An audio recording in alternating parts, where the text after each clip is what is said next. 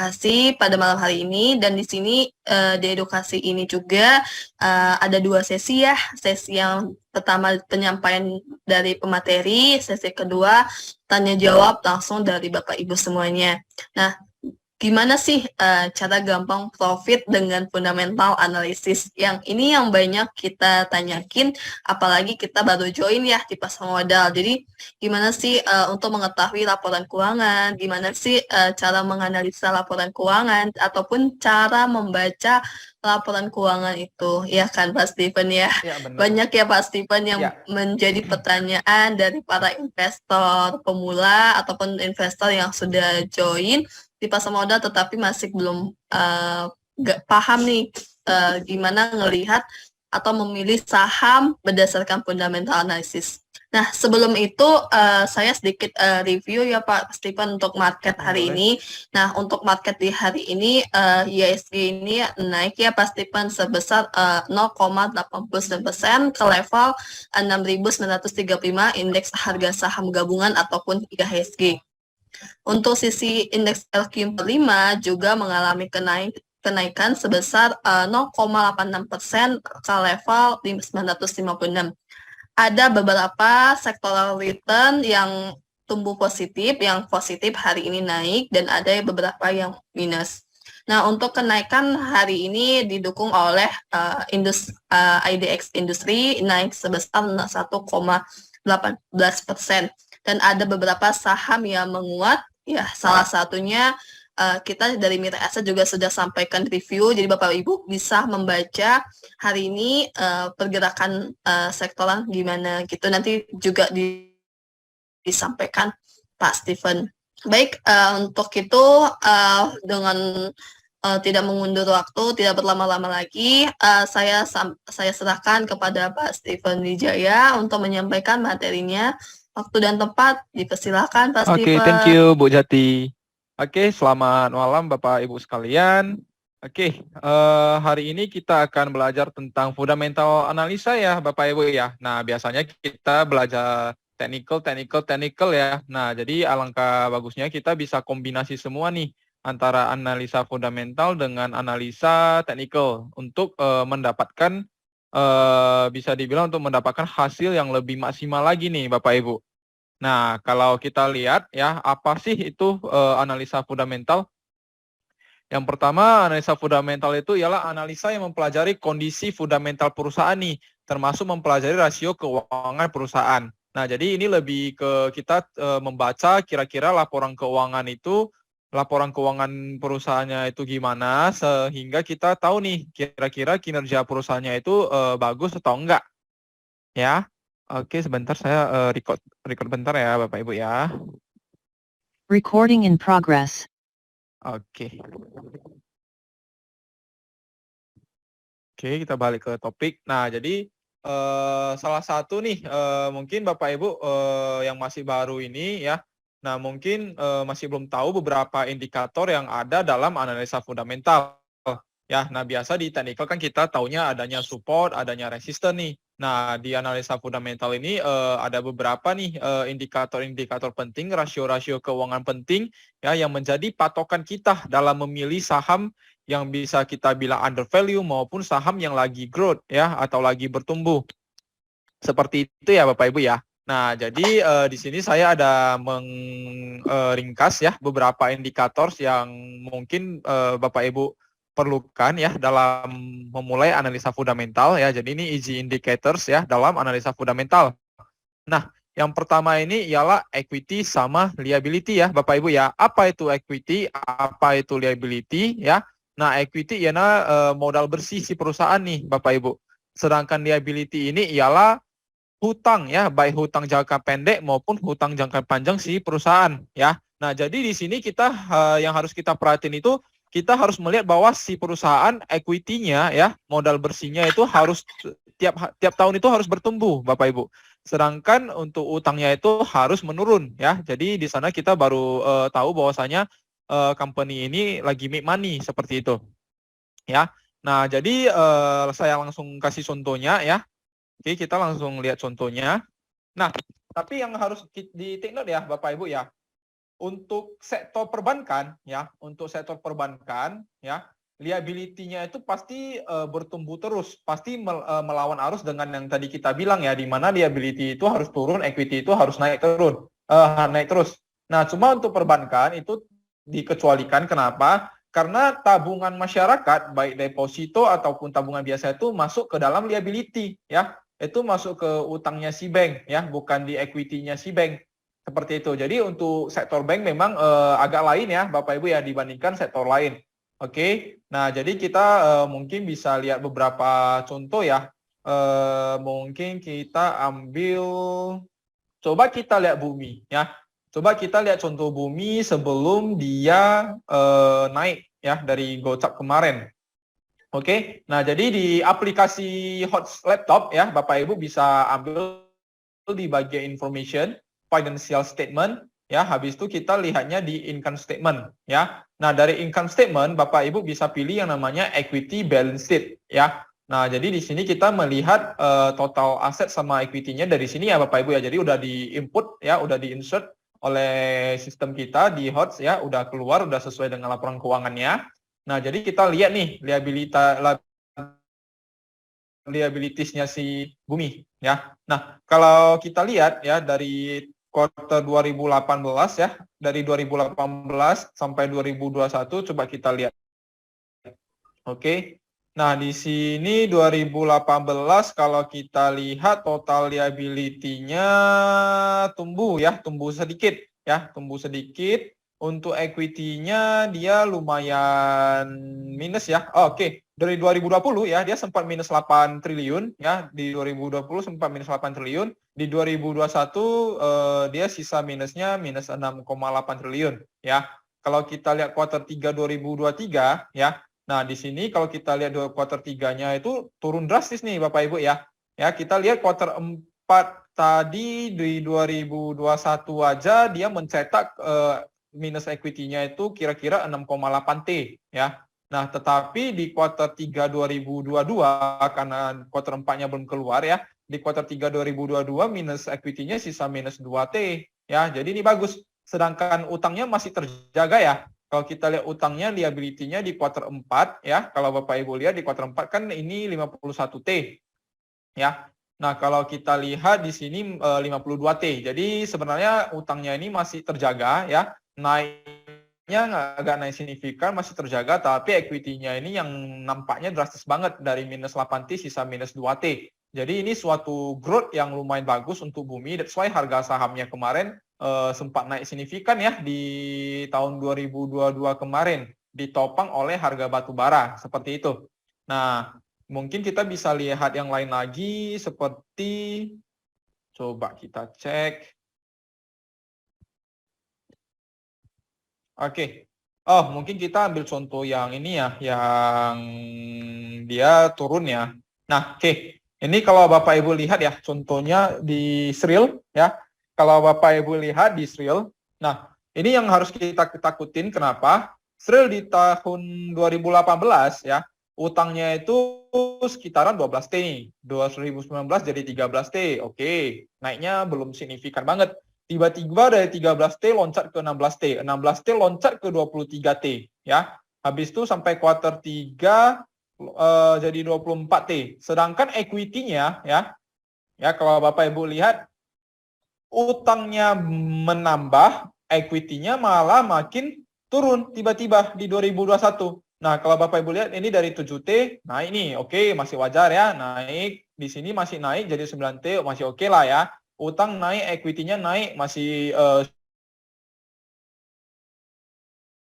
so-so, masih good. Equity yang 9 triliun ini Bapak Ibu minus jadi 5 triliun. Nah, jadi inilah yang membuat saham Sril itu jadi kena suspend ya di tahun 2021 kemarin. Nah, nih. Nah, kalau kita lihat kuartal 3 2022 makin banyak jadi 8 triliun ya.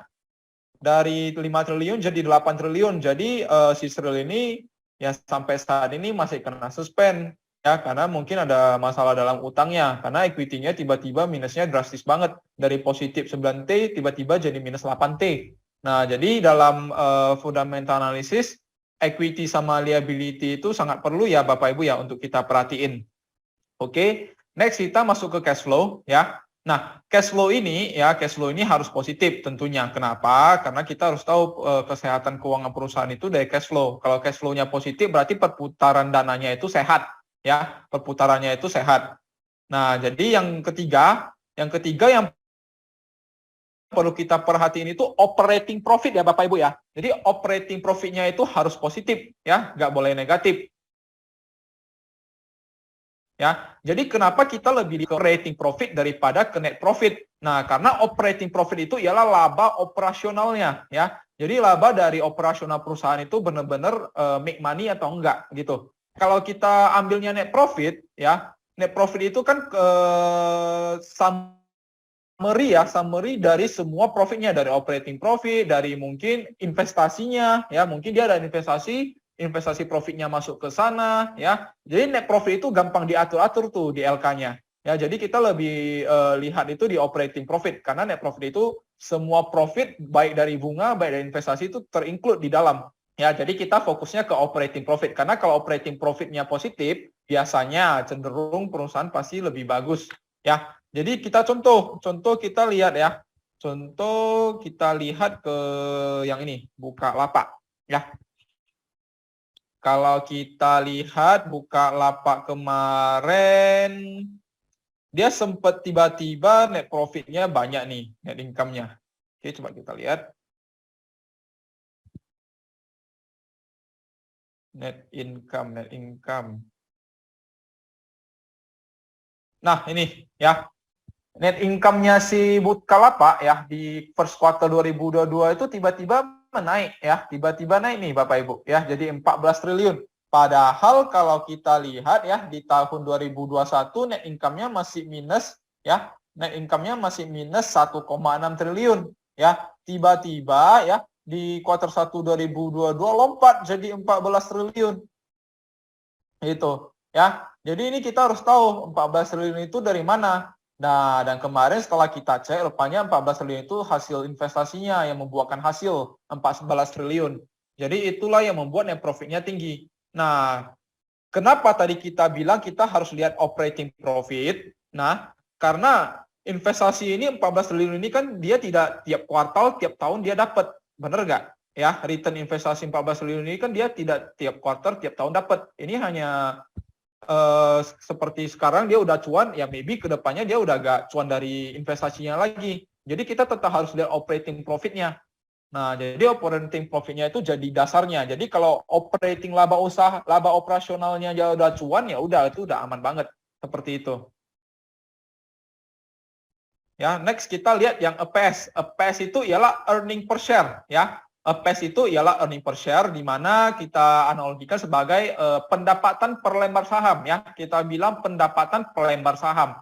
Jadi contoh, kalau harga sahamnya Rp1.000 per lembar ya, earning per share-nya Rp100 per lembar, berarti kalau kita bilang saya beli sahamnya 1.000 per lembar, saya dapat pendapatan itu 100 per lembar ya, Rp100 per lembar. Lumayan ya, kira-kira 10% tuh. Nah, analoginya seperti gitu. Jadi that's why kenapa analisa fundamental ini pasti tetap melihat adanya EPS karena itu adalah kinerja perusahaannya seperti itu. Jadi kita harus cari yang di mana kinerja perusahaannya itu tiap tahun meningkat ya. Cara mendapatkan nilai earning per share ini ya rumusnya itu kita biasa ambil dari pendapatan perusahaan dibagi jumlah saham yang beredar di masyarakat ya Bapak Ibu ya. Jadi pendapatan perusahaan dibagi jumlah saham yang beredar, itulah nanti yang didapatkan namanya EPS. Oke. Nah, parameter yang kelima ya. Parameter yang kelima yaitu PER atau yang biasa kita kenal sebagai price to earning ratio. Di mana ini ialah rasio perbandingan antara EPS dengan harga saham. Nah, seperti yang saya bilang tadi, kalau saya beli 1.000 per lembar ya, kira earningnya 100 per lembar, kira-kira dalam bentuk hitungan PER-nya itu kira-kira berapa. Jadi dari sana kita tahu bahwasanya harga yang kita beli itu mahal atau murah. Ya. Jadi PER itu rumusnya dari harga saham dibagi dengan earning per share atau EPS. Nanti didapatkanlah berapa kali ya, dia dalam bentuk satuan kali. Jadi contoh, kalau misalnya PER yang kita dapat itu 7 kali, ya biasanya kita kategorikan di bawah 12 kali ataupun di bawah 10 kali itu tergolong masih murah ya Bapak Ibu ya. Nah, tapi kalau di atas itu kita udah kategorikan tergolong mahal untuk harga sahamnya. Nah, cuman ini tidak menjadi acuan yang tetap ya, karena kenapa? Karena Bapak Ibu kalau kita bermain di price to earning ratio ya, Bapak Ibu harus lihat ya, di satu sektor yang sama nih ya, di satu sektor yang sama kira-kira per rata-rata industri tersebut berapa gitu ya. Saya langsung kasih contoh. Kita ambil perbankan lah coba ya. Kalau kita ambil perbankan ya, coba kita lihat Bapak Ibu lihat di sini BBCA ya. Di sini ada BBCA, di sini pernya itu 26 kali ya Bapak Ibu ya. Jadi pernya BCA itu 26 kali. Oke. Next kita lihat Mandiri. Mandiri 11 kali pernya. Oke. Next kita lihat BRI. BRI 13 kali ya. Next kita lihat BBNI. Ya. BBNI di sekitaran 9,5 kali. Oke. Nah, berarti dari keempat bank besar tersebut ya, BBCA lah yang paling tinggi pernya di sekitaran 26,6. Nah, kalau kita mau lihat harga sekarang di 8.850 ini BCA udah tergolong murah atau belum? Nah, kita bisa ambil acuan per bandingkan dengan 3 bank yang lain. 3 bank yang lain itu kan di level 11 kali, 13 kali, 9 kali. Berarti BCA kalau kita beli di harga per 26 kali, kemungkinan itu ialah harga yang mahal untuk BCA. Seperti itu ya Bapak Ibu ya. Nah, jadi kalau misalnya BCA-nya bisa turun ke per, mendekati saudara-saudaranya, ya kita bilang 11 kali, 12 kali, karena memang harga-harga bank besar itu dihargai segitu. Nah, seperti itu ya Bapak Ibu ya, cara kita bermain di per. Ya. Nah, and then kita lihat next ya, ada PBV ya. PBV ini ialah price to book value. Ya, price to book value. Apa itu price to book value ya? Jadi PBV ini dalam satuan kali ya. Jadi PBV ini didapat dari ya price to book value. Jadi didapat dari book value ya, harga saham dibagi book value. Ya, jadi contoh harga saham BCA 8.000. Ya, book value-nya itu kita bilanglah di 1.800. Kira-kira price to book value-nya itu berapa kali? Kalau misalnya didapatin 1 kali atau dikecil 1 kali berarti itu tergolong murah, ya. Nah, tapi kalau price to book value-nya udah di atas 1 kali itu biasa kita kategorikan mahal gitu ya. Nah, cuman ya harus Bapak Ibu take note ya. Di yang namanya banking ya, terutama BCA, Mandiri, BNI, BRI, khusus 4 bank ini, oke, kalau kita mau mendapat harga di book value-nya ini agak impossible ya. Kayak contoh BCA book value-nya di 1.800, ya ini agak impossible ya. Kalau kita lihat secara rasio dia udah 4,95 kali, 4,9 kali berarti udah tergolong mahal kan. Cuman kalau kita mau tunggu sampai dia mendekati book value ya itu impossible Bapak Ibu. Kenapa? Karena pada dasarnya BCA, Mandiri, BNI, BRI itu ialah growth investment ya. Jadi itu bertumbuh ya, tiap tahun bertumbuh mengikuti perekonomian Indonesia. Kenapa? Perekonomian Indonesia kita lihatnya dari apa? Dari GDP, dari gross domestic product, ya kan? Jadi kalau GDP-nya naik, otomatis masyarakat spending-nya naik, bener nggak? Spending masyarakat naik, that's why GDP bisa naik. Nah, kalau masyarakat spending, of course nanti hubungannya ke kredit, ya, hubungannya ke kredit. Jadi kalau kredit naik, pasti banknya terimpact dong, ya. Bank pasti dapat cuan dari suku bunga kreditnya. Nah, that's why kalau ekonomi Indonesia naik, bank juga bakalan naik. That's why kita bilang 4 bank ini ialah growth investing, bukan value investing. Ya, karena kita susah untuk mendapatkan value investingnya. Kecuali kayak COVID kemarin, ya itu pun mendekati PBV-nya, mendekati 1. Nggak pas-pas 1 kali dari book value-nya, seperti itu. Ya, nah jadi book value-nya ini pengertian yang lebih simpel seperti ini Bapak Ibu. Ya, contoh nih Bapak Ibu beli suatu komplek ya, perumahan di komplek A ya, di jalan A gitu ya. Nah, di sana pada umumnya ya komplek-komplek rumah tersebut dihargai 2 miliar. Oke. Nah, rupanya nih tiba-tiba entah karena masalah apa, jalan di sana rusak ya, tiap hujan terjadi banjir ya, sehingga harga perumahan di sana itu turun ya. Dari 2M kita bilanglah turun jadi 1,5M. Nah, habis itu Bapak Ibu mungkin mengkaji ulang. Oh, ini udah turun jadi 1,5 M nih, ya, dari harga yang dihargai 2 M di awalnya, rupanya ini udah jadi 1,5 M. Kalau saya lihat komplek di area sini harusnya masih oke, masih hidup, karena kita bilanglah dia dekat dengan pusat kota. Harusnya rumah komplek ini bisa naik lagi kalau jalannya diperbaiki biar gak banjir atau biar gak rusak gitu ya. Nah, jadi setelah jalannya rupanya diperbaiki, udah gak banjir daerah rumah tersebut, nah harga rumahnya naik nih. Dari 1,5 M mungkin jadi 2,5 M dalam beberapa tahun ke depan. Nah, jadi itu dia udah melewati harga yang awal-awal dihargai 2 M atau kita bilang harga bukunya. Nah, jadi Bapak Ibu kalau beli di 1,5 M itu, Bapak Ibu sebenarnya udah cuan 500 juta dari awal. Karena harga rumah yang di sana itu harusnya dihargai 2 M, tapi karena jalannya rusak sementara atau gimana, belum diperbaiki, harga rumahnya turun. Nah, jadi setelah diperbaiki, harga rumahnya naik. Nah, seperti sama dengan analoginya di saham seperti ini, Bapak Ibu. Jadi kalau book value-nya di harga segini, ya, oh rupanya muncul COVID, semua ekonomi drop, harganya turun. Nah, Bapak Ibu melihat prospeknya. Oh, bank ini gak mungkin mati kok, apalagi bank-bank BCA, Mandiri, BRI, BNI ini bank besar di Indonesia gak mungkin bangkrut kok. Nah, jadi setelah Bapak Ibu beli di harga bawah, ya, rupanya harga sahamnya naik karena ekonomi sudah pulih, melewati harga book value-nya. Jadi Bapak Ibu udah cuan. Jadi itu analogi simple dari book value ya Bapak Ibu ya. Oke, mudah-mudahan yang book value-nya enak dimengerti. Nah, next yang ketujuh ya. Yang ketujuh itu ada yang namanya market cap ya, di perbandingan market cap dengan equity ya. Jika market cap-nya lebih kecil daripada equity, kita bilang murah. Kenapa? Nah, kalau kita lihat market cap itu contoh, kalau market cap-nya BCA 300 triliun ya, karena BCA kan case-nya lain ya, karena kalau banking itu kan nasabah punya tabungan itu kan masuk ke liability ya. Kita ambil case lain deh.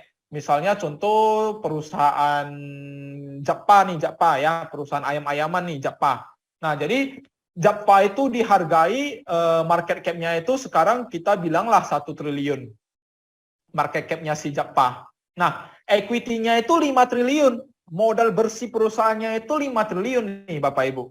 Ya. Berarti market cap-nya 1 triliun, equity-nya masih 5 triliun. Kalau kita bilang, kalau kita punya duit 5 triliun ini, saya udah bisa beli si Jappa nih, modal bersihnya nih. Ya, 5 triliun. Berarti harga sahamnya itu masih murah, karena dia masih di harga di bawah equity-nya. Seperti itu ya Bapak Ibu ya. Jadi ini flash lah ya, kita bilang nih cara screening cepat nih, kira-kira dia masih murah atau enggak. Kita bisa lihat dari market cap. Ya, karena market cap ini kan harga saham dikali jumlah saham yang beredar. Kira-kira kalau kita mau beli satu perusahaan ini, kira-kira kepake duitnya berapa? Ya, kalau tadi market cap-nya 1 triliun, berarti jika saya punya 1 triliun, saya beli 100% saham Jappa semua, Jappa itu jadi milik saya. Ya, Jappa itu jadi milik saya. Dan Jappa itu equity, modal bersihnya 5 triliun loh. Berarti saya hanya keluarin 1 triliun, saya dapat equity 5 triliun. Ya, berarti saya dapat asetnya itu gede. Hanya mengeluarkan 1 triliun, saya dapat asetnya itu di atas 1 triliun. Ya, seperti itu. Jadi itulah yang kita bilang murah. Ya. Jadi itu yang kita bilang murah. Oke, nah next yang ke-8 di sini balik lagi ke GCG-nya. GCG itu God Corporate Governance, balik lagi ke manajemen perusahaannya ya. Jadi kalau yang memimpin perusahaan ini bagus ya, itu pasti perusahaan itu rata-rata pasti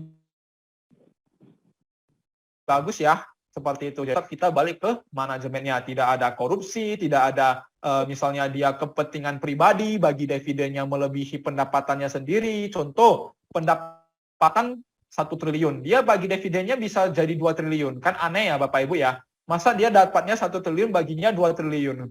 Mana sehat gitu ya. Mau sampai kapan perusahaannya bertahan ya. Jadi hati-hati dengan GCG seperti itu ya. Nah, oke, mungkin ada pertanyaan Bapak Ibu sebelum kita lanjut ke yang berikutnya tentang indikator-indikator di atas ya. Oke, ini ada chattingan dari Pak Dwiki ya. Apakah ini berfungsi untuk trading scalping? Nah, nanti untuk yang di bagian trading nanti kita bahas di sini ya Pak Dwiki ya. Oke, jadi kita ke sini dulu ya.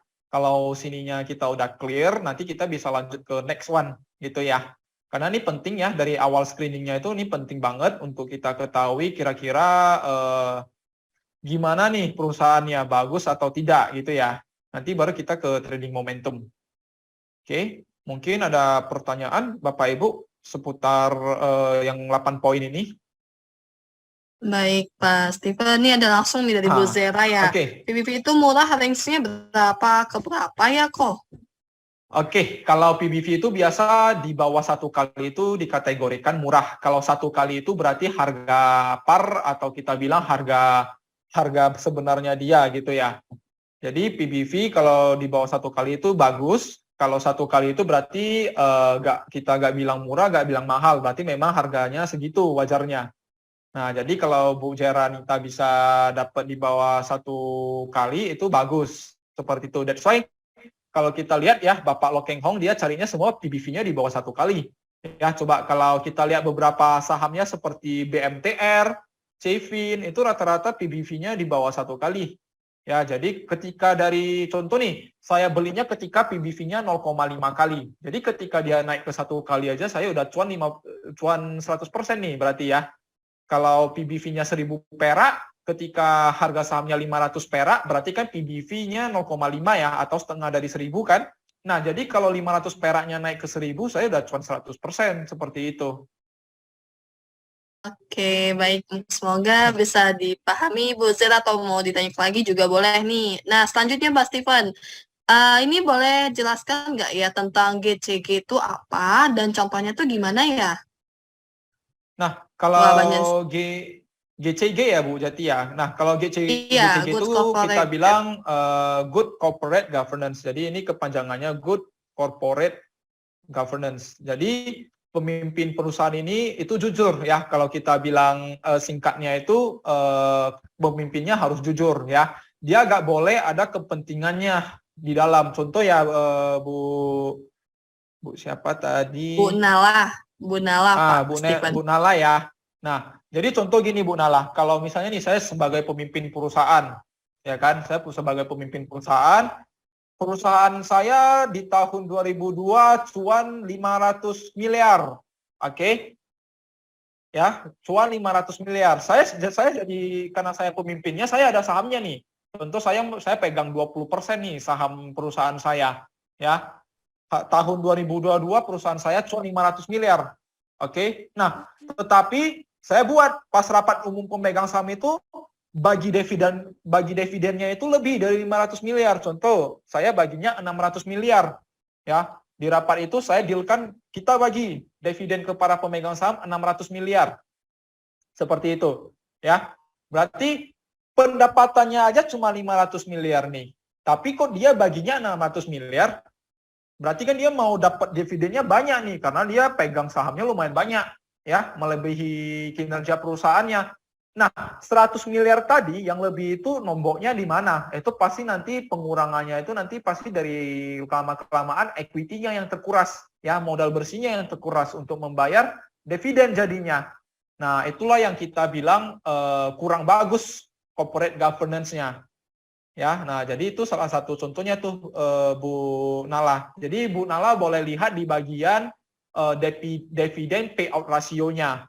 Jadi kalau dividen payout rasionya itu di atas 100%, berarti dia membayar dividen melebihi dari pendapatannya. Nah, jadi itu yang harus kita perhatiin, yang harus kita hati-hati ya. Oke. Baik, sudah dapat diterima ya Ibu Nala untuk jawabannya dari pertanyaan tersebut. Nah, ini ada selanjutnya ya Pak Steven, terkaitan juga dengan pertanyaan Bu Nala nih. Dari Pak Jamaludin yang bertanya, semua parameter itu sudah terpenuhi baik VBV, PER, GCG. Tetapi kenapa ada saham yang tidak naik signifikan ya? Gitu, Pak Steven. Nah, baik. Nah, kalau untuk itu, nah itu di sana kita muncul yang namanya fundamental trap. Jadi kita ada istilah yang namanya fundamental trap, di mana Di mana dari segi laporan keuangannya semua bagus, rasio-rasio keuangannya semua bagus, tapi harga sahamnya kok nggak naik gitu ya. Nah, kalau kita lihat seperti mungkin dulu ada saham Panin ya, PNIN ya. Nah, dulu Panin juga book value-nya lumayan tinggi ya, 3 ribuan, dan harga sahamnya saat itu masih di bawah Rp1.000.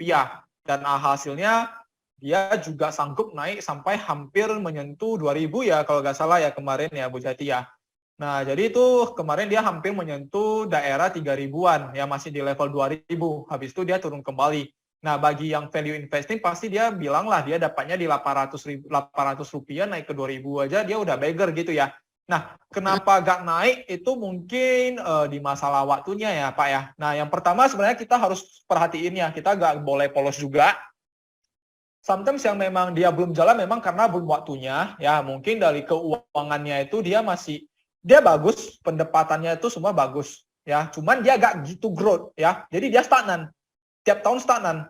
Contoh tiap tahun cuma naik 5%, 5%, 5%, 5%, atau mungkin pendapatannya cuma segitu, tiap tahun cuma dapat 1T, 1T, 1T, 1T, 1T.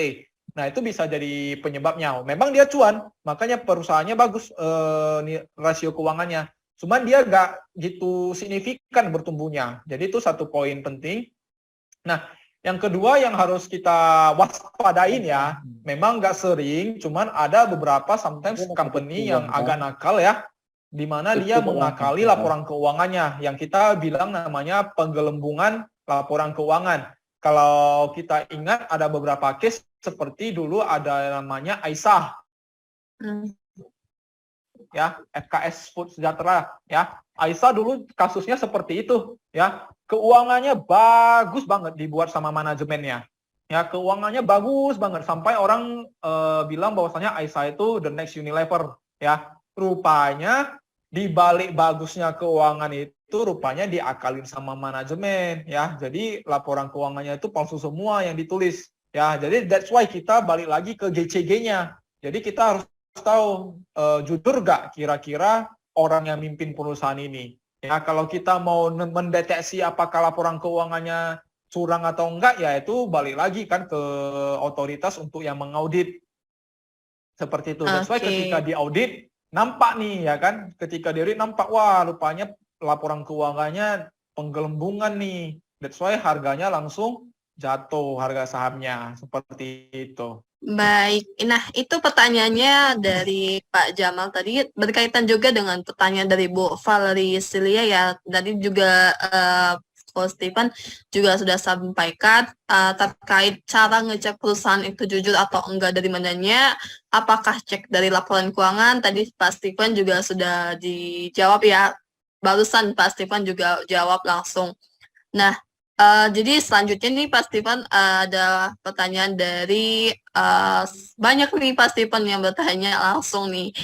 Oke, nah dari Bu Valerie juga nih mengenai apakah VBP itu satu kali dapat tergolong murah untuk semua industri. Mengingat nih VBP-nya tuh per industri itu kan berbeda-beda gitu. Oke, baik. Nah, kalau untuk PBV sebenarnya di bawah satu kali itu dapat dibilang murah untuk semua industri. Nah, cuman kita kayak tadi kita kecualikan untuk banking ya. Untuk banking dia growth ya. Kalau yang namanya growth itu kita pasti udah di atas satu kali. Kita nggak bisa dapat yang PBV-nya di bawah satu kali. Apalagi company-company yang udah mature banget ya. Apalagi company-company yang udah mature banget seperti Astra ya dan lain-lain, itu pasti susah untuk kita dapat PBV-nya satu kali. Nah, jadi kalau dia jadi kita bisa taruh toleransi mungkin PBV-nya itu 2 kali sampai 3 kali, yaitu toleransi khusus yang perusahaan yang udah mature ya. Ya, jadi kita nggak bisa include yang namanya gorengan atau yang lain, kita nggak bisa include. Khusus perusahaan yang sudah matang, sudah mature, sudah besar, kita bisa toleransikan bahwasanya PBV itu 2-3 kali. Nah, jadi that's why kalau kita lihat banking kita pasti nggak bisa dapat PBV satu kali, itu pasti nggak bisa, berat banget. Apalagi dulu pas market crash saja itu udah syukur-syukur banget dapat 2 kali, 2, sekian, 3 kali. Itu ya. Nah, jadi kalau memang untuk PBV itu kita harus selektif ya. harus lihat kalau company-nya mature, ya kalau dia mendekati 1 it's okay, kita beli nggak masalah, karena kalau mau dia turun lebih dari itu udah agak berat karena memang harganya udah trusting dari masyarakat itu udah gede, seperti itu Bu Valerie. Baik, nah ini ada lagi pertanyaan dari Pak Fahmi. Jadi kalau untuk VVP itu minus, gimana cara hitungnya? Seperti saya sebutkan ya contohnya ya Pak boleh. Stephen ya, itu mengenai kasus Oke. bumi. Nah, kalau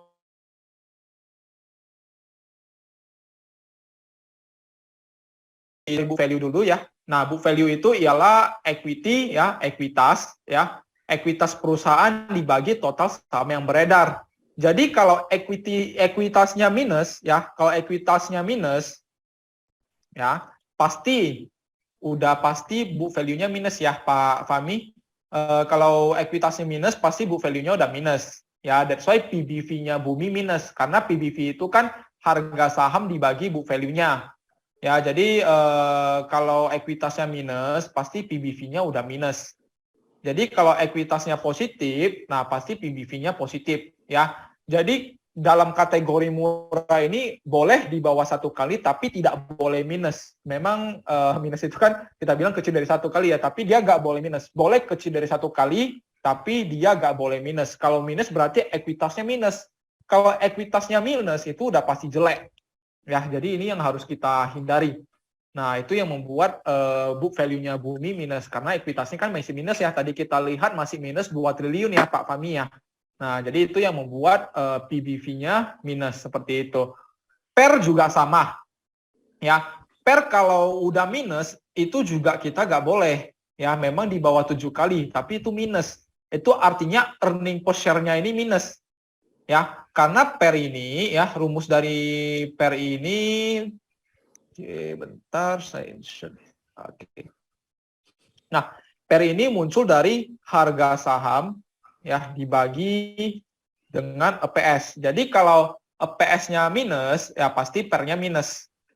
Ya, jadi minus itu dilarang ya. Jadi minus itu dilarang. Nah, jadi kalau dia nggak minus berarti memang PER-nya rendah. Jadi dia memang murah. Kalau minus berarti earning-nya minus, berarti kinerjanya jelek. Seperti itu.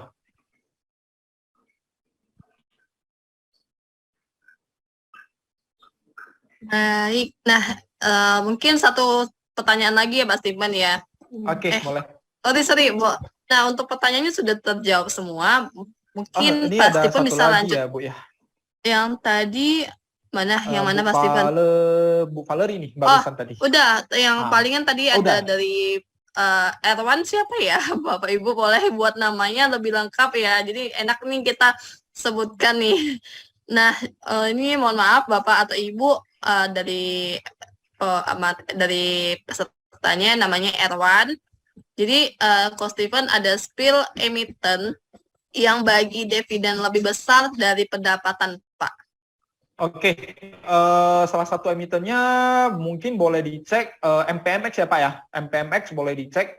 MPMX dividen payout ratio-nya gede ya, di atas 1%. Ya, MPMX. Boleh dikasih lihat nggak jadi tahu? Oke. Boleh dikasih lihat contohnya. Oke, bentar ya. Jadi Contohnya lebih ya, jelas. Bu. Oke, sebentar ya, Ibu.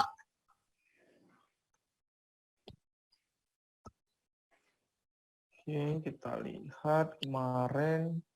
Di equity cash flow. Oke, untuk di sini. Di sini kita nggak nampak ya. Nggak nampak, Coach Steven. Dari website research.mireasa.io.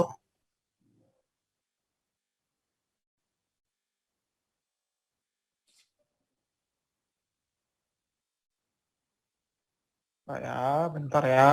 Mungkin saya bisa join pakai HP ya untuk ininya ya. Iya, boleh Pak Steven. Oke, bentar ya. Coba saya tes join dulu ya.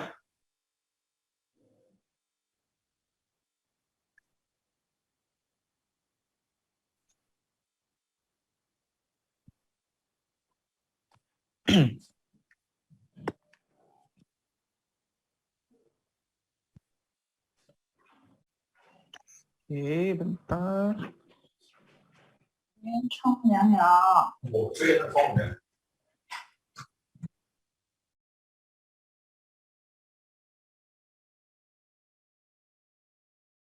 Oke, bentar ya. Saya share screen. Mungkin suaranya boleh di ini pasti kan nanti speakernya. Ya ada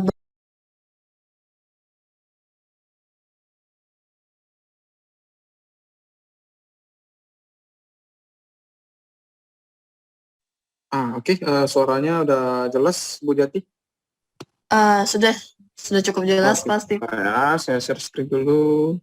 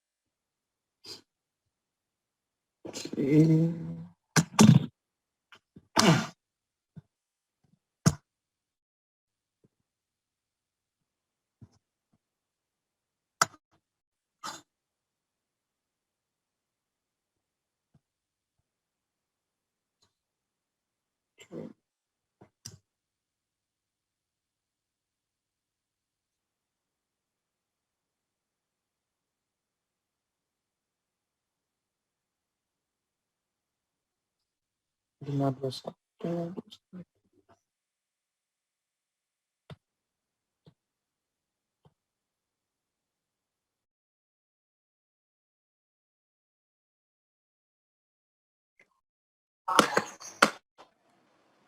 Baik, Bapak Ibu semuanya sembari menunggu dari Pak Stephen, boleh ya Bapak Ibu, tadi ada link yang kita kasih, yaitu link dari website miraiassetacademy.hostok.id.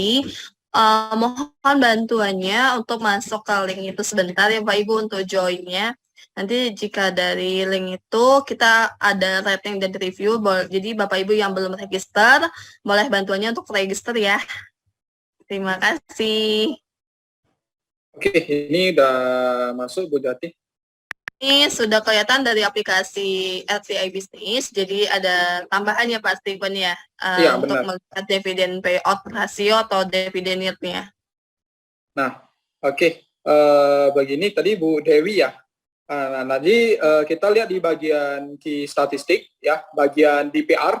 DPR itu dividen payout ratio. Nah, di sini kalau kita lihat MPMX di tahun 2020 dia membaginya sampai 400% ya. Dan di 2021 dia baginya 195%.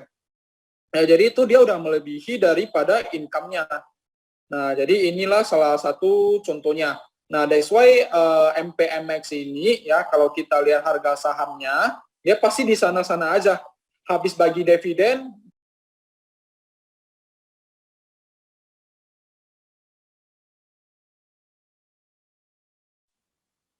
nah jadi dia dari MPMX ini kita bisa lihat ya, bahwasanya di PR-nya gede. Coba kita lihat yang lain. Nah, kalau Java ini masih good ya. Java ini masih good. Kalau kita lihat masih di bawah 100% ya di PR-nya ya. Berarti dia baginya 34% daripada total dari labanya. Nah, jadi ini salah satu contohnya ya Bu Dewi yang di PR-nya gede. Nah, Makasih. Sama-sama Bu.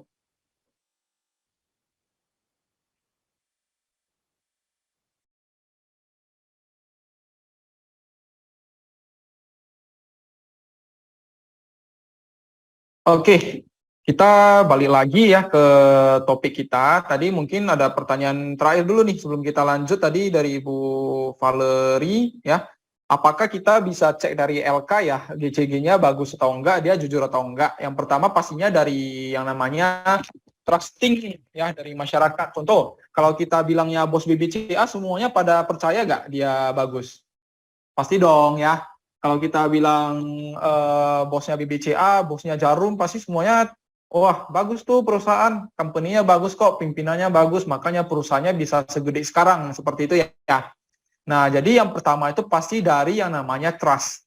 Sama yang dia udah ciptain ya, yang sama dia udah achieve ya. Contoh BCA udah dari sejak lama berdiri, kita tahu bosnya, pasti kita percaya karena sampai detik ini BCA tetap bertumbuh, tetap bagus. Salah satunya dari sana ya, dari asas kepercayaan. Nah, yang kedua itu pastinya dari mungkin Bapak Ibu bisa cek ya dari Google ya, bisa cek kira-kira apa sih yang udah pernah dia achieve gitu. Apakah dia pernah ada kasus? Nah, itu Bapak Ibu bisa cek dari Google. Ya, karena kan kita nggak ada dapat privilege yang bisa langsung ngobrol nih sama pemilik perusahaannya ya. Nah, jadi Bapak Ibu mungkin bisa googling di Google, ketik aja nama pemimpinnya.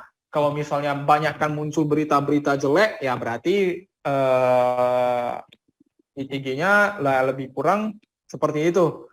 Ya, tapi kalau misalnya yang keluar itu semua achievement bagus, nah berarti GCG-nya bagus seperti itu. Ya, jadi itu salah satu cara melihatnya ya, Bu Valeria, seperti itu. Oke, next kita lanjut ke yang namanya trading momentum. Nah, ini yang tadi ditanyain ya. Nah, trading momentum itu jadi ketika kapan kita bisa scalping ataupun kita bisa swing dengan yang namanya fundamental analysis. Nah, yang pertama itu Bapak Ibu harus perhatiin ya, harus tahu kapan rilis-rilis laporan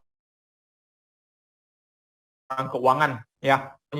Di Q1 ya, di kuartal 1 laporan keuangannya itu biasa dirilis tanggal 30 April ya. Kuartal 2 paling lambat 31 Juli, kuartal 3 paling lambat 31 Oktober, dan kuartal 4 paling lambat itu 31 Maret ya di tahun berikutnya, karena ini kan tahunan. Maaf, itu kan tahunan ya. Nah, satu lagi tadi Bu Fadle tadi. Jadi Ibu bisa lihat juga GCG-nya bagus atau enggak dari ketepatan waktu dalam dia submit laporan keuangannya. Itu juga bisa jadi salah satu parameter ya. Itu juga bisa jadi salah satu parameter. Kalau kita lihat seperti BCA, Mandiri, BRI, BNI itu pada on time ya, submitnya ya, pada on time. Q1-nya sudah keluar nih, yang Q4-nya udah keluar nih ya.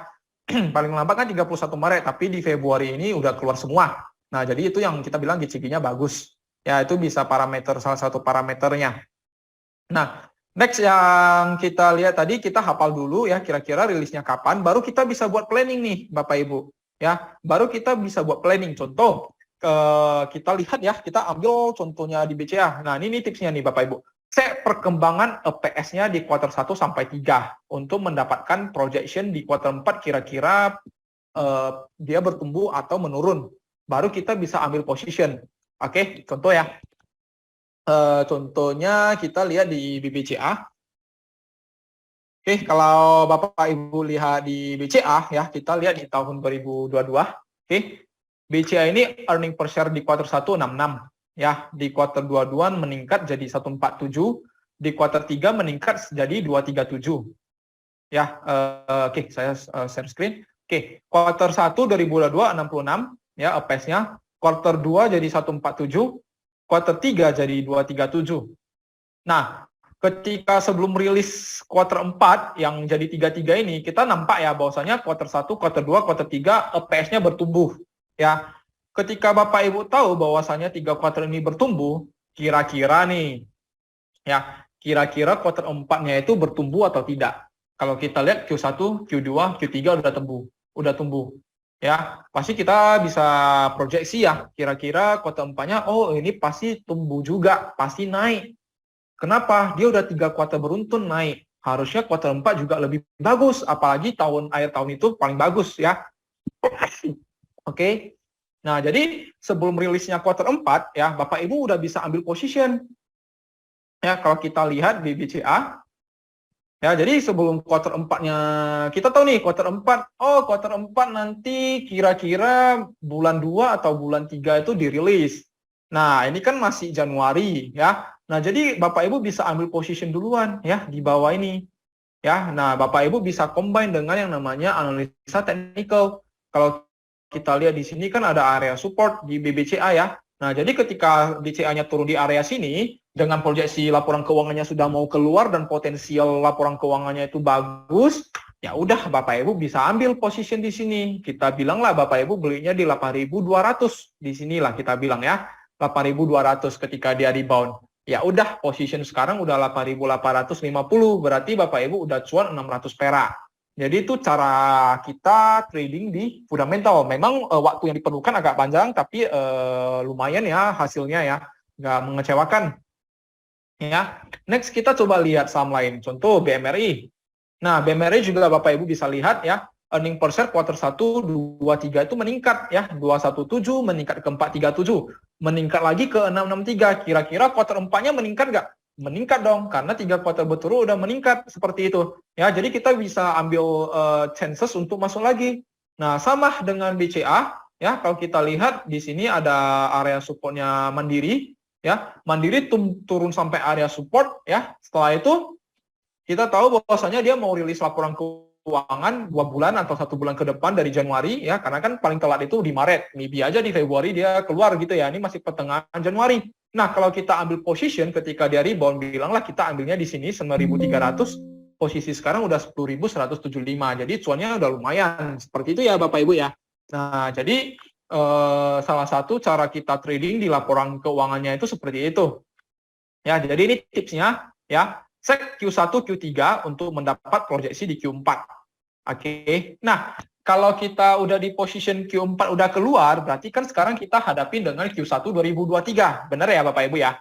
Jadi kita dihadapin oleh Q1 2023. Kira-kira kita masih bisa dapat momentum nggak seperti Q4 ini? Nah, jadi kalau untuk melihat momentum Q1, memang ini kita pasti nggak bisa tebak-tebakan nih, nggak bisa proyeksikan. Kenapa? Karena namanya dia awal tahun baru itu pasti agenda-agenda yang lain pasti berbeda dengan tahun sebelumnya agendanya. Nah, kalau kita lihat mungkin kita aba-aba, oh Q1 itu nanti palingan 30 April dia rilis ya. Februari udah rilis Q4, Q1 ini nanti dia rilisnya di 30 April. Berarti Bapak Ibu udah boleh standby. Kira-kira di bulan Maret atau Selasa ketika sahamnya terkoreksi ya. Nah, Bapak Ibu tunggu sampai yang namanya newsnya keluar. Ya, Bapak Ibu bisa tunggu newsnya keluar, karena ini kita nggak bisa seperti kuartal 4 memproyeksikan, karena Q1 ini kita anggap kita mulai dari awal nih, ya. Jadi kita nggak bisa bilang Q1 ini bisa naiknya lebih tinggi daripada Q4, itu agak berat, karena dari segi agenda tahunnya aja beda. Biasa spending itu di akhir tahun kan lebih gede ya, kalau kita bilang ya. Nah, jadi kalau kita lihat Q1-nya itu mungkin Bapak Ibu standby aja, ya, standby aja, Bapak Ibu bisa sambil cek ya, di bagian IDX ya, Bapak Ibu bisa di bagian IDX, nanti Bapak Ibu bisa ke idx.co.id ya. Nah, Bapak Ibu bisa lihat ke yang namanya pengumuman. Ya. Bapak Ibu bisa ke bagian berita atau pengumuman di sini. Nah, biasa di sini ada ditulis nih, kira-kira biasa dirilis duluan nih di IDX, kira-kira Q1-nya itu keluar nih. Laporan keuangan Q1 2023 BBCA seperti itu. Nanti dia keluarnya di pengumuman. Ya, jadi mungkin dalam beberapa bulan ini ya Bapak Ibu harus up to date di website idx.co.id ini. Ya, jadi ya ngecek aja tiap mendekati bulan-bulannya, ngecek aja tiap 1 jam sekali atau 30 menit sekali atau bagaimana. Nah, nanti ketika dirilis biasanya IDX keluar dulu baru nanti masuk ke media-media yang lain. Nah, jadi ketika itu keluar, harga sahamnya pasti udah mulai naik, ya. Harga sahamnya pasti udah naik. Nah, jadi Bapak Ibu harus up to date. Ketika ini keluar duluan, kita lihat kalau posisinya masih di bawah, ya udah kita bisa ikutan. Tapi kalau Bapak Ibu jumpanya posisi sahamnya harganya udah di atas, itu harus hati-hati. Kenapa? Karena bisa dimanfaatin oleh investor untuk yang namanya sell on news. Sell on news, harganya udah naik signifikan nih Bapak Ibu. Udah naiknya sampai puncak. Keluar berita bagus. Kira-kira demand-nya gede nggak? Demand dari kita retail udah gede nggak? Gede dong. Oh, BCA bagus, Q1-nya yuk beli gitu ya. Rupanya harganya memang udah di puncak nih. Kita beli. Ya dijual sama yang lain yang udah ada harga barang di bawah. Jadi itu kita harus perhatiin. Ya, karena mungkin Bapak Ibu pasti pernah jumpa kondisi di mana wah, keuangannya bagus kok harga sahamnya turun bukannya naik, seperti itu ya. Nah, jadi itu kita harus lihat juga positionnya ketika dia rilis keuangannya, dia udah naik sampai puncak atau belum. Kalau udah naik sampai puncak, kita harus hati-hati untuk karena kita bisa kena yang namanya sell on news, nanti kita jadi cuci piringnya, gitu ya. Nah, tapi kalau dia masih di bawah, masih belum jalan, nah itu di sana kita bisa speculative buy based on laporan kinerja yang akan dirilis seperti itu. Ya. Jadi ini tipsnya untuk Bapak Ibu untuk trading ataupun scalping untuk swing ataupun scalping dipakai fundamental analysis ya. Jadi fundamental itu kita base kalau momentumnya ada kita base on ini aja LK-nya. Tapi kalau Bapak Ibu mau cari untuk yang under value ataupun untuk investasi long term, nah Bapak Ibu harus perhatiin ini wajib diperhatiin. At least per kuartal itu Bapak Ibu harus ngecek laporan keuangannya. Ada something yang nggak beres nggak gitu, ya. Nah, next, yang terakhir ya, Bapak Ibu harus perhatiin yang namanya makro dan mikroekonomi. Ya, kita harus belajar sama kita harus paham tentang makroekonomi karena ini berhubungan banget dengan fundamental analisis. Karena ini bisa berimpact terhadap kinerja perusahaan, ya. Nah, kalau Bapak Ibu perhatiin ya, pas COVID 2020 ya, makroekonominya apa? Makroekonominya itu pastinya market lesu. Kenapa? Karena kan COVID ya. Market lesu karena COVID, otomatis harga saham semua turun. Oke. Nah, di sisi lain, di sana mulai booming yang namanya mobil listrik, motor listrik, ya. Nah, sehingga saham-saham komoditas nikel itu naik semua. Ya, saham-saham komoditas itu yang di nikelnya itu naik semua. Pabrik bangun di Indonesia, pabrik baterai, perusahaan-perusahaan baterai tanda tangan kontrak komoditas nikel dengan Antam dan lain-lain, sehingga harga Antam dari Rp368 ketika COVID crash, tiba-tiba naik ke Rp3.000. Bayangin, naiknya 1000% loh. Ya, jadi belajar tentang makro dan mikroekonomi itu kita harus tahu apa yang terjadi di dalam negeri kita dan apa yang terjadi di luar.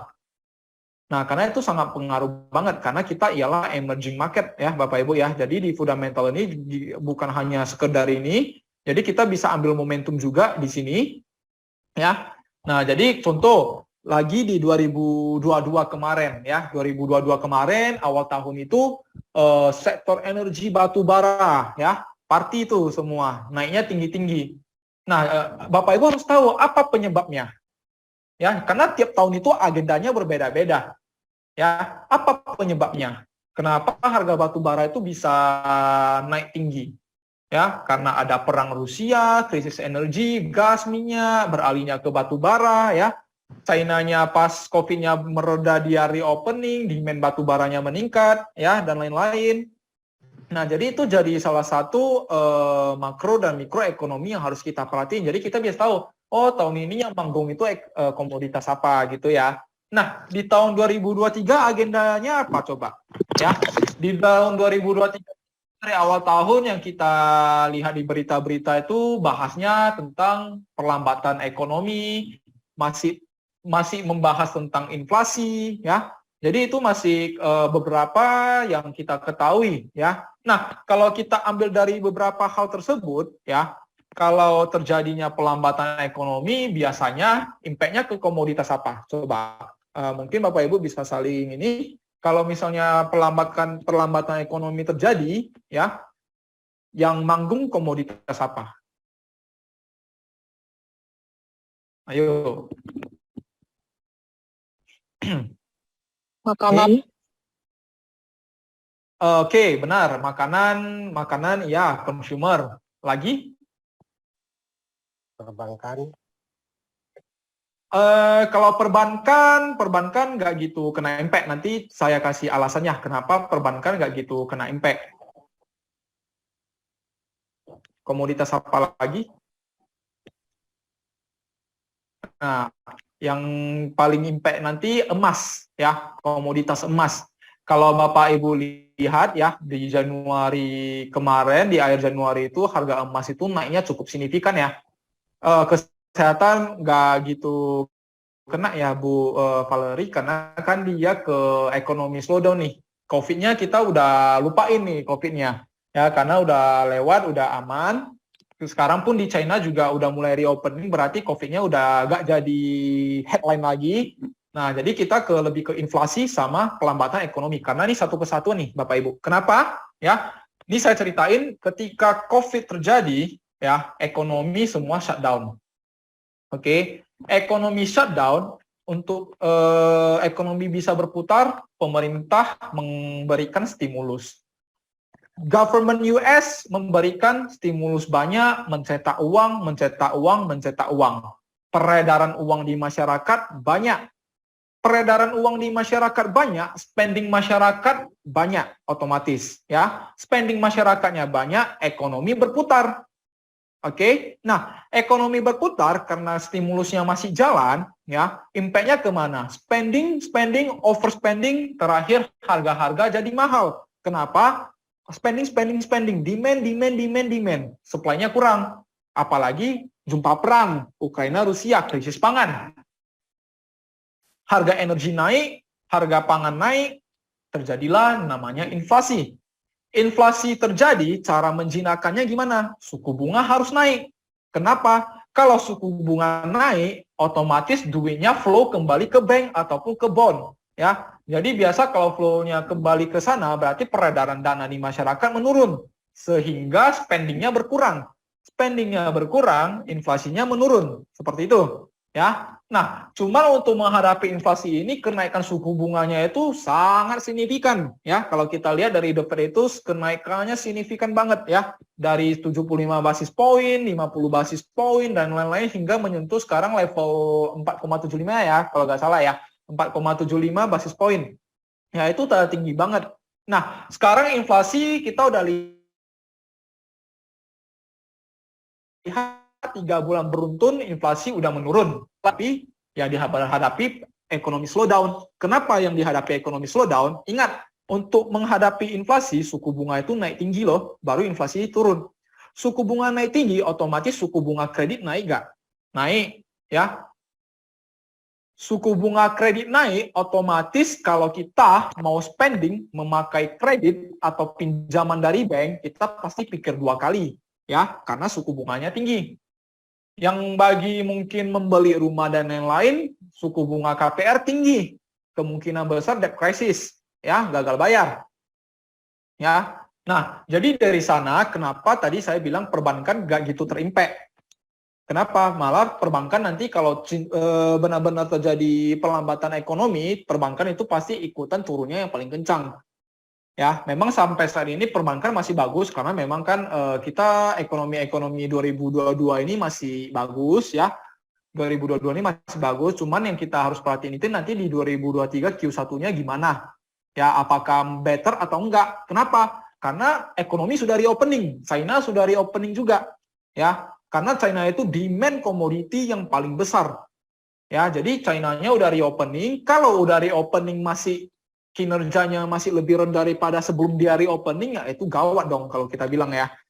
Kalau kita bilang tuh gawat dong. Lu udah reopening nih, masa kinerja ekonomi lu masih lebih rendah daripada sebelum reopening?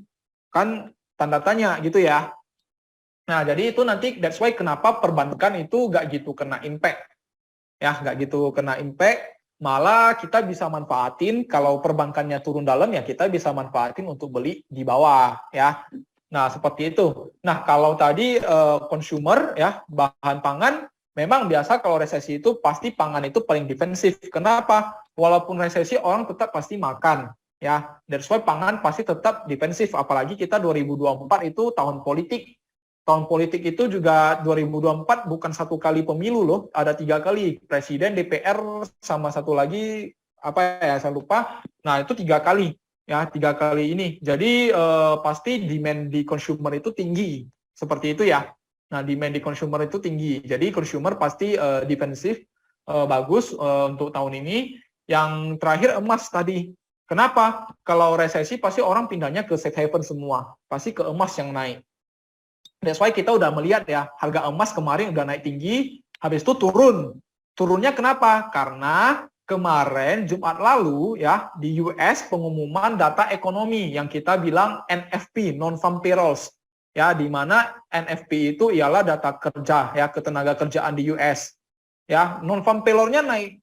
ya, di mana berarti penganggurannya menurun. Pengangguran menurun berarti masyarakat yang spend money-nya makin gede ya, makin ada nih ya. Makin gede berarti inflasinya berarti bisa naik lagi nih kemungkinan besarnya ya. Nah, that's why the Fed investor takut bahwasanya the Fed bakalan hawkish atau bakalan agresif menaikkan suku bunganya kembali. Karena kemarin dia udah dovish atau dia udah gak gitu agresif. Nah, karena NFP-nya muncul melebihi konsensus, naiknya lumayan tinggi, itu yang dikhawatirkan. That's why harga emas turun, karena kalau suku bunga naik, USD kan menguat. USD menguat, emas turun biasanya. Nah, jadi itu jadi salah satu yang membuat harga emas turun. Cuma kalau kita lihat big picture-nya, harga emas kalau kita bilang long term, mid term ke long term itu lumayan bagus harga emasnya. Nah, jadi mungkin kalau kita lihat saja kira-kira sektor-sektor saham bergerak di emas itu Bapak Ibu bisa pantau, yang di consumer juga Bapak Ibu bisa pantau. Ya, karena kalau kita mau lihat harga coal juga udah turun lumayan dari $400 nih, sisa $250-an ya kemarin. Nah, jadi harga coal udah mulai normalize ya. Jadi komoditi yang mungkin naik manggung di tahun ini antara emas sama nikel. Karena kan di sini motor listrik itu masih hot nih ya, masih hot. Nah, mungkin nikel sama emas yang untuk komoditi yang mungkin wajib kita perhatiin. Seperti itu. Kalau untuk banking mungkin Bapak Ibu bisa manfaatin kesempatan untuk buy ketika murah. Ya, kalau dia crash, good time to buy. Seperti itu. Oke, mungkin saya kembalikan ke Bu Jati. Mungkin ada pertanyaan, Bapak Ibu boleh langsung open mic ataupun di kolom chat ya, Bapak Ibu ya. Boleh nanya?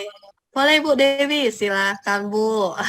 Kemarin saya ada search perusahaan stok saham emas ya, cuman saya kurang dapat mana yang kayaknya nggak ada yang pure emas ya. Saya lihat kebanyakan kombinasi dengan industri pertambangan yang lainnya.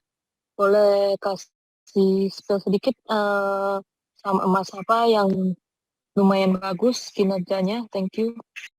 Oke, baik Bu Dewi. Oke, kalau untuk emas yang pertama di sini kita ada yang namanya BRMS ya. BRMS ini lebih ke emas. Memang dia udah mulai kemarin baru keluar berita bahwasanya dia mau mulai masuk nikel ya, baru mau mulai masuk nikel juga. Nah, cuman memang porsi besarnya BRMS masih di emas. Ya, MDKA juga ada emas, cuman dia masih lebih ke nikel ya, banyaknya ke nikel. Antam juga dia memang emas, cuman Antam juga gerakannya ikut harga nikel. Ya, jadi kalau memang kita mau bilang emas, kita mungkin bisa pantau BRMS, Antam sama MDKA ya, Bu Dewi ya. Memang mereka nggak pure emas, cuman kalau mau pure emas banget itu BRMS, lebih banyak ke emasnya. Tapi kalau MDKA sama Antam, mereka masih ada fokusnya ke nikel. Cuma it's okay, nggak masalah. Selama harga emas bagus, kita tinggal pilih mana yang lebih enak untuk kita tradingkan. Kalau kita lihat kan Antam udah lumayan naik tinggi, MDKA juga udah lumayan naik tinggi, yang belum naik-naik itu masih BRMS ya. Kalau kita lihat long itu BRMS itu masih belum naik banget ya. Kalau kita lihat nih, nah BRMS masih belum naik banget. Kalau MDKA, Antam, nah ini udah lumayan tinggi. Nah, jadi mungkin kalau Bu Dewi mau masuk ke sektor emas, mungkin salah satu yang boleh dilirik itu BRMS. Kenapa? Kita coba lihat dari laporan keuangannya juga udah bagus. Memang BRMS ini punya si Bakri ya. Memang punya si Bakri, cuman orang asing, investor asing juga udah mulai masuk lebih banyak daripada Bakri posisinya. Nah, jadi di sini BRMS itu kita lihat ya dari kinerjanya ya. Kalau kita bandingkan Q on Q. Nah, di sini paling poin pentingnya. Nah, kalau kita lihat kuartal 4 2018 dia minus 1,4 triliun ya. 2019 dia cuan, 2020 dia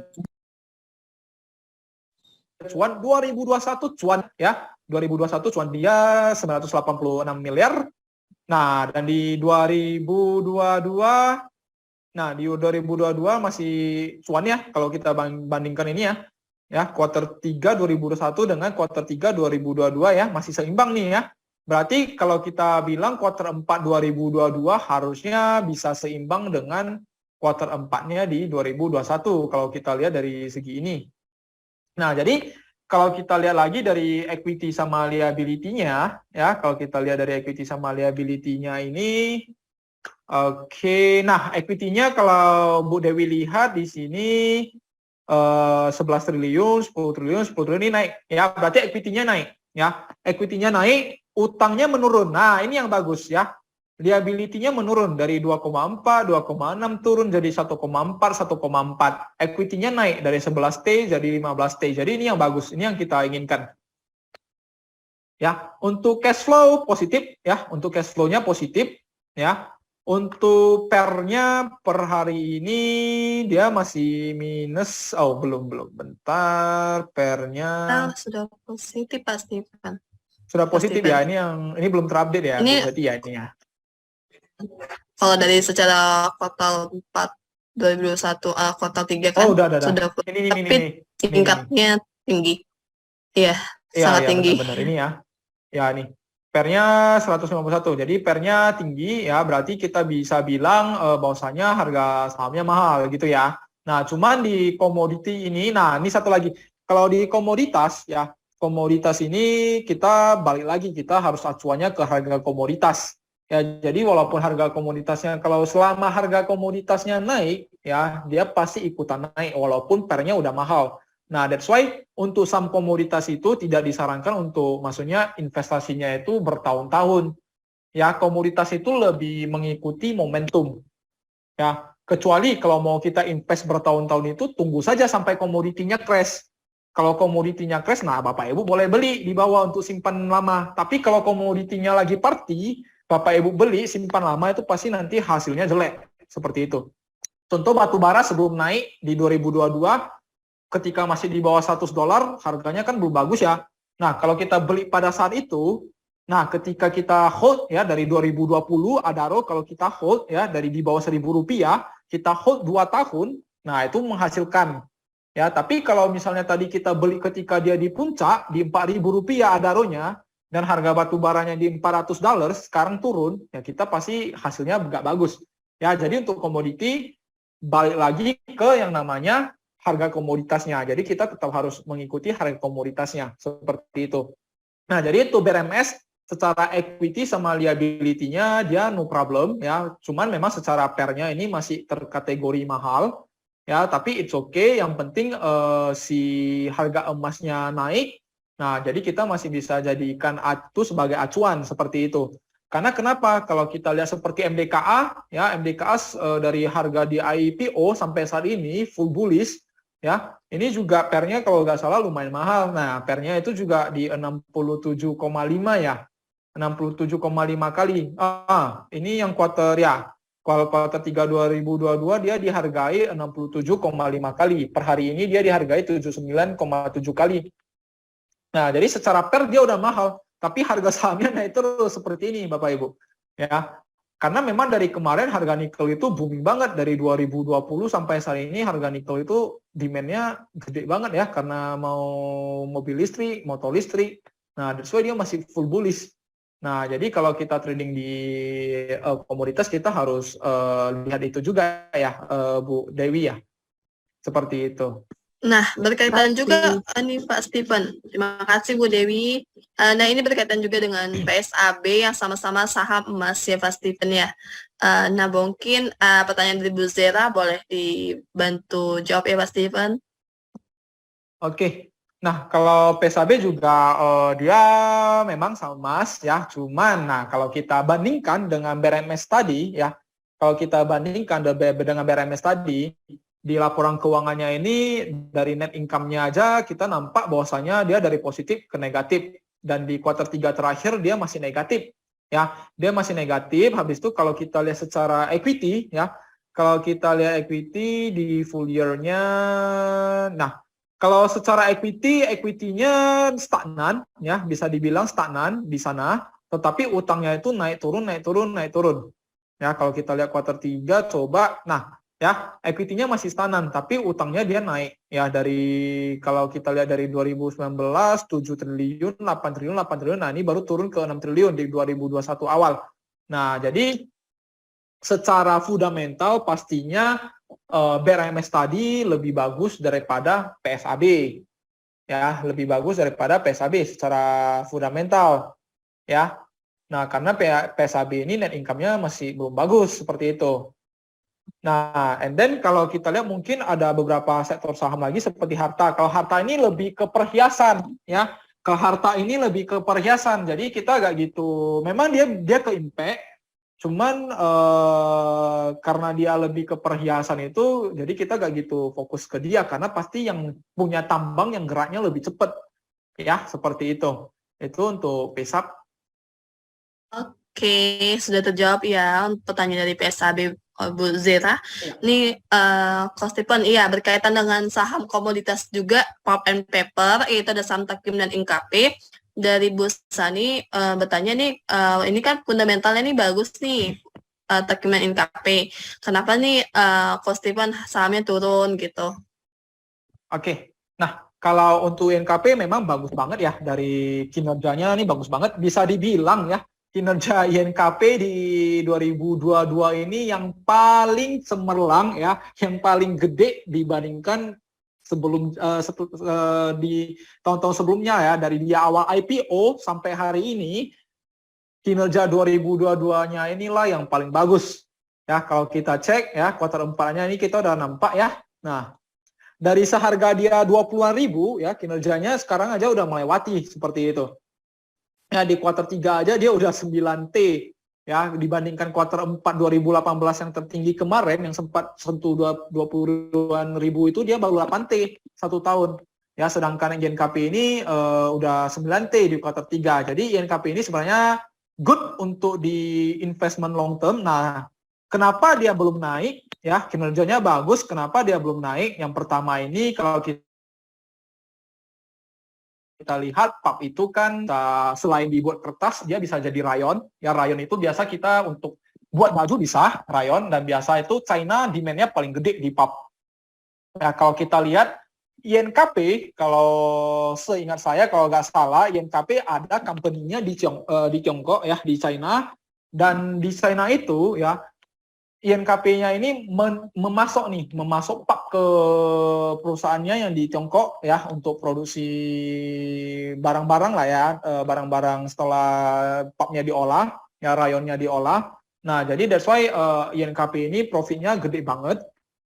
Ya, ini bisa dibilang memang udah under value nih ya Bu Sani ya. Karena book value-nya 15.000, secara kinerja juga bagus, secara PER masih murah 3,8, secara PBV 0,6 ya. Kalau kita lihat secara equity ya, kalau kita lihat equity-nya yes, tiap tahun meningkat, utangnya menurun ya, utangnya menurun, equity tiap tahun meningkat, berarti INKP ini sesuai kriteria yang kita mau. Secara GCG, INKP juga masuk ke grupnya Sinarmas ya. Kalau kita lihat Sinarmas itu juga grup yang bagus ya, udah dapat trusting. Nah, kalau kita bandingkan kenapa dia belum naik, mungkin ini kita lagi nunggu yang namanya harga pulp-nya meroket ya. Mungkin dari segi harga pulp-nya kan saat ini memang dia lebih menuju ke stagnan ya, gitu-gitu aja. Mungkin kalau suatu saat nanti harga pulp-nya tiba-tiba meroket, nah mungkin di sana INKP-nya baru mulai jalan, Bu. Nah, jadi kalau untuk simpan, untuk investasi long term ini good ya, untuk INKP good. Karena laporan keuangannya naik terus, kenapa harga sahamnya nggak naik gitu ya. Nah, mungkin ini kita lagi tunggu aja kapan dia ngebum gitu ya. Mungkin seperti itu. Sama untuk Tekim ya, Tekim juga sama, cuman saya lebih prefernya ke INKP ya. INKP kalau kita lihat dia lebih bagus ya, lebih solid fundamental keuangannya, asetnya juga lebih bagus. Nah, jadi kalau kita lihat memang belum jalannya mungkin karena faktor harga pulp-nya masih di sekitaran sana, seperti itu.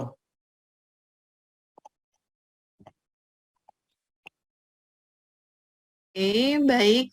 Nah, terima kasih atas Ya, pertanyaan dari sama-sama Bu Suni.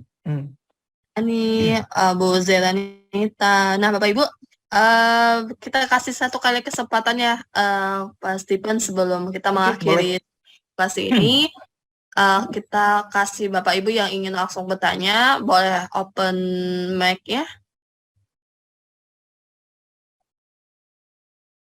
Mau nanya yang INKP ya, ini kan dikasih lihat banyak yang merah-merah, yang minus-minus begitu. Oke, boleh Yang dibalikin KP-nya. oke. Yang di mana, Bu? Di bagian Ya ini aktivitas. kan banyak tulisan merah tuh, tapi kita nggak usah peduli ya, yang penting net income-nya gitu ya, sehat ya, sama liability-nya berkurang gitu ya. Iya benar, karena ini minus merahnya ini dalam arti ini kan total sales-nya, Bu. Pengurangan. Ini total Iya. penjualan. Ya, total sales ya, penjualan ininya dikurangi modal penjualan gitu. Cost of goods sold itu kayak modal penjualan, modal Harga pokok bahannya gitu. pembelian. Iya, harga Ya, pokok benar. penjualan. Nah, jadi total sales ini omset ya, cost of goods sold ini Iya. modal yang dipakai itu. Jadi dia minusnya di sini. Jadi ini minusnya bukan karena dia jelek, karena dia pengurangan dari omset dikurangi modal kerjanya, nanti dapat. Nah, nih gross profit ya, ini dikurang ini nanti dapatnya gross profit. Nah, jadi gross profit ini belum dipotong pajak. Nah, nanti dipotong pajak sama operating expense ini, pengeluaran operasional. Nah, jadi ini dikurang ini muncullah EBIT. Ya, jadi operasional bagus kan? Berarti dari omset dipotongi modal, berarti laba kotornya 5 triliun. 5 triliun dipotong dengan pengeluaran operasional, ini masih cuan 3 triliun. Habis itu nih other income atau expenses ya, mungkin dia ada expense lain ya, di sini dipotong lagi 3,7 dipotong ini. Nah, hingga dapatlah net profitnya segini, cuman ini masih sebelum tax. Ya, habis itu nah net income after tax berarti 3,1, setelah dipotong pajak sisa 2,5. Nah, minority interest ini mungkin dia ada investment atau gimana ya, atau suku bunga ya, ada pinjaman, ini bunga-bunga pinjaman dikurangin. Nah, nanti muncul, dan ini dikurangin muncul nanti jadi net income-nya. Jadi ini bersihnya gitu. Nah, jadi minus-minus ini kita nggak usah khawatirin, Bu. Kalau di sini kita fokus saja ke net income-nya. Kalau di sini. Berarti net income ini dia udah bersih, dari omset dikurangi semua pengeluaran yang diperlukan, muncullah net income di sini. Seperti itu. Iya, benar. Nah, seperti yang dijelaskan Mbak Stephen tadi, di dalam cost of goods sold itu ada kategori kelompok akun persediaan awal ataupun persediaan akhir. Jadi sehingga dapatlah biaya pokok penjualannya, maka terjadilah operating profit ya. Oke, mungkin Pak Stephen lanjut nih ke arus kasnya yang minus nih. Nah, oke. Karena untuk arus kas, nah di sini kan di arus kas ini ada 3 ya, Bu, Bapak Ibu ya. Di sini ada operating, investing, financing. Nah, yang kita mau itu operating harus positif. Investing sama financing negatif nggak masalah. Ya, kenapa? Operating ini berarti dari operasional itu wajib positif. Investing kalau negatif berarti dia ada menginvestasikan. Ya, dia mungkin ada investasi beli lahan, beli mesin, dan lain-lain. Jadi that's why ini minus. Jadi pengeluaran gitu. Nah, financing juga sama. Kalau financing minus berarti antara dia bayar hutang atau dia bayar bunga hutang. Jadi di 3 flow ini ya, operating wajib positif, investing negatif nggak masalah, financing negatif juga nggak masalah. Karena saya ulangi lagi, investing kalau negatif berarti dia ada beli mesin ataupun beli tanah, itu masuk ke investing. Kalau financing negatif berarti ini dia ada bayar hutang, seperti itu. Ya, jadi negatif yang di sini nggak masalah untuk INKP, sama yang di sini juga minus ini adalah untuk pemotongannya nih, Bu. Pemotongan modal kerjanya. Jadi nanti dapat nih kira-kira bersihnya berapa gitu. Kalau kita lihat dengan PSAP tadi, nah, PSAP omsetnya kalau kita lihat ini kan 414 M. Modal dipotong modal kerjanya ini 236 M. Dia masih untungnya 177. Nah, operating expense-nya 131 M ya, dikurangi masih cuan ya. Habis itu setelah pajak, ini masih cuan ya. Nah, jadi itu cara bacanya seperti itu. Nah, di sini kalau kita lihat ini mulai minus ya di sininya ya. 803 dikurangi 500, sisa ini, dikurangi ini, sisa ini ya. Setelah pajak sisa ini ya, setelah pajak sisa ini. Nah, kalau kita lihat next after net income after tax sisa 7 ya. Habis itu minority interest sisa segini. Nah, terakhir dia minus. Ya, jadi minority interest itu suku bunga nih, bunga utangnya. Dan soalnya dia minus 7 nih. Berarti net income setelah tax-nya itu 7M, dibayar bunga-bunga pinjaman 39M, dia jadi minus 31M. Seperti itu.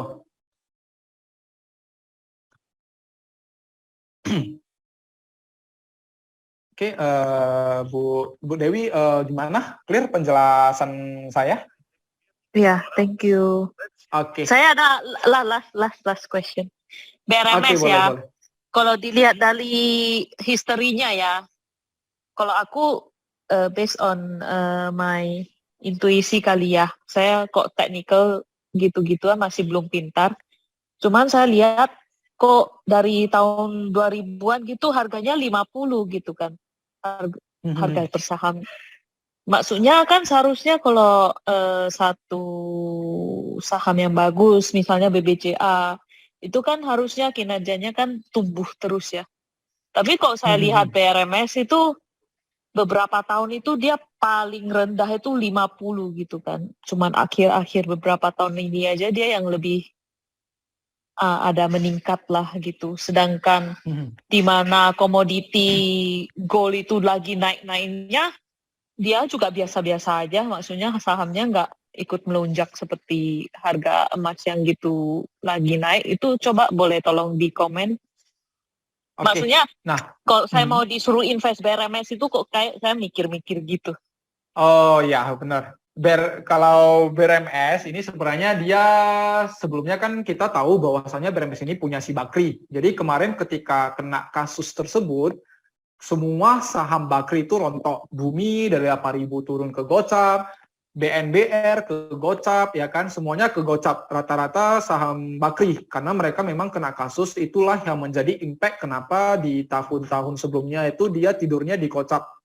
Nah, kalau kita lihat secara keuangan, benar, dari 2015, ini 2015 ya, ini minus keuangannya, 2016 makin minus, 2017 masih minus, 2018 masih minus tapi sudah mulai membaik, 2019 mulai membaik ya, nampak hijaunya, 2020 membaik ya, 2021 makin membaik dan sekarang 2022. Nah, kalau kita lihat dari track record-nya benar memang dulu dia tidurnya di gocap. Kenapa? Karena kalau dari segi laporan keuangannya itu tadi kita udah nampak ya bahwasanya minusnya itu besar banget. 4 triliun, 2 triliun, 3 triliun. Karena kenapa? Karena yang namanya Bakrinya kena masalah dulu. Jadi semua saham ya di grupnya itu berontok, jatuh semua, keuangannya hancur semua, seperti itu. Nah, untuk saat ini kenapa dia mulai bagus? Yang pertama dari campur tangan investor luar ya. Kalau kita lihat kan sekarang porsinya si Bakri sudah agak gitu banyak sebanyak dulu ya. Kalau kita cek BRMS ya, kalau kita cek BRMS sekarang Emirates Tarian Global Ventures itu 25% ya. Si Bakri sisa 4%, 4,8% ya. Si Bakri sisa 4,8% di BRMS. Sisanya itu lebih ke asing. Asing itu aja udah 3,35% ya. Emirates sama First Financial Company Limited aja udah 35%. Ya, jadi Bakrinya itu dia jual lah sahamnya itu ke BRMS. Ke asing. BRMS-nya dibeli oleh asing. Dari sanalah kinerjanya itu jadi membaik. Karena kenapa? Cash asing itu kan membantu ya dalam dia melunasi hutang, dalam dia ekspansi dan lain-lain. Sehingga kita lihat dari tahun 2019 ini dia udah mulai membaik. Ya, 2019 ini dia udah membaik. 2020 juga mulai membaik karena COVID kemarin emas naiknya tinggi, jadi kinerjanya lumayan bagus. Habis itu 2021, nah ini tiba-tiba membludak ya. Habis itu 2022 sekarang. Jadi kalau memang BRMS ini tidak disarankan untuk investasi jangka panjang, enggak. Ya, kita cuma ikutin momentumnya. Ketika harga emas naik, ya udah kita follow aja. Ketika harga emas sudah mulai gak menarik, ya udah kita juga ikutan out seperti batu bara kemarin, Bu Dewi.